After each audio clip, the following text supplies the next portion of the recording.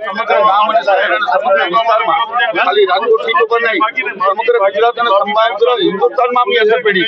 જ્યારે 20 કરોડ ક્ષત્રિય મતદારો હોય અને ગુજરાતમાં પણ 50 લાખ મતદારો હોય, ત્યારે ક્ષત્રિયને 20 વર્ષથી એક પણ ટિકિટ ન અપાતી હોય, છતાં ક્ષત્રિય સમાજ સહન કરતો હોય. એ ક્ષત્રિય સમાજની શૌર્ય છે, શક્તિ છે, ધૈર્ય છે અને એ જ એની પ્રાર્થના છે.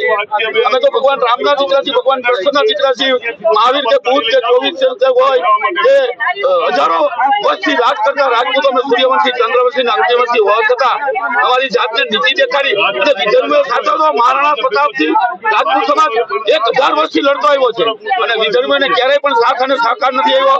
16 વાર મંદિર સોમનાથનું લૂંટાણું છે એ પણ ક્ષત્રિયોએ બચાવ્યું છે અને ક્ષત્રિયોએ છેલ્લે 562 રજવાડા આપી આ દેશને એક બનાવવા માટે સાથ અને સહકાર આપ્યો છે. ત્યારે રૂપાલા સાહેબે જોવું જોઈએ કે હું આટલી હલકી ટિપ્પણી ક્ષત્રિય સમાજ માટે કેવી રીતે કરી શકું.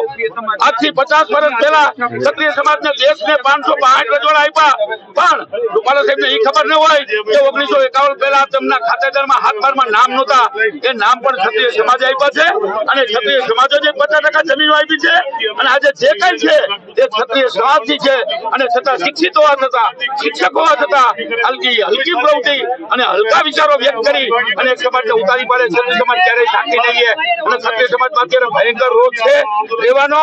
જ્યાં સુધી રૂપાલા સાહેબ સમગ્ર ક્ષત્રિય સમાજનું સંમેલન ન બોલાવે અને ગુજરાતના મુખ્યમંત્રીને બોલાવી અને જાહેરમાં માફી માંગે, ત્યારે ક્ષત્રિય સમાજ માટે અમે કહેશું કે ભાઈ હવે અમને ક્ષમા કરીએ. અને ક્ષત્રિયનો તો ધર્મ છે ક્ષમા, યાચના અને પ્રાર્થના, એ અમારો ધર્મ છે અને ધર્મ અમે બજાવીશું. જય માતાજી, ભારત માતા કી જય.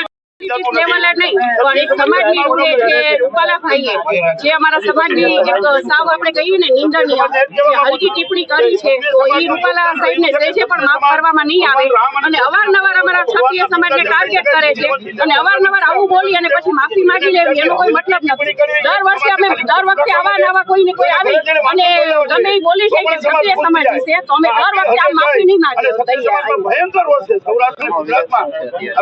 અત્યારે અમારો બીજો કાંઈ જ નથી. અમારો વિરોધ એ છે કે રૂપાલા સાહેબ જે બોલ્યા છે બરાબર, એ જાહેરમાં માફી માંગે ને, જાહેરમાં માફી માંગે અથવા તો એમની ટિકિટ રદ કરવામાં આવે તો ત્રીજો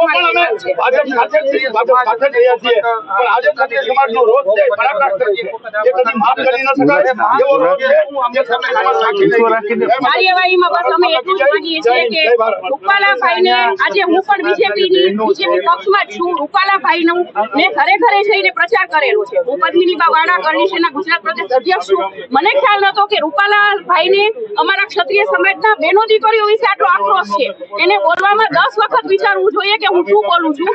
અને તમે પોલિટિક્સ કરો પણ પોલિટિક્સમાં એક સમાજને ઉપર લઈ આવો છો અને બીજા સમાજને નીચે લઈ આવો છો. આ તમારું પોલિટિક્સ અમારે કઈ રીતે અમારે ઓલું કરવું અને અયોગ્ય છે. દીકરીઓ બાબતે બહેનો માટે કોઈ પણ, હું તો દરેક સમાજના બહેનોને ન્યાય દેવડાવવા વાળી વ્યક્તિ છું, તો બહેનો દીકરીઓ સાથે કોઈ પણ જગ્યાએ અન્યાય થતો હોય તો આ તો અમારા સમાજના બહેનો દીકરીઓ વિશે બોલ્યા છે અને અમારા સમાજના નારીઓએ તો સતી થઈ ગયા છે.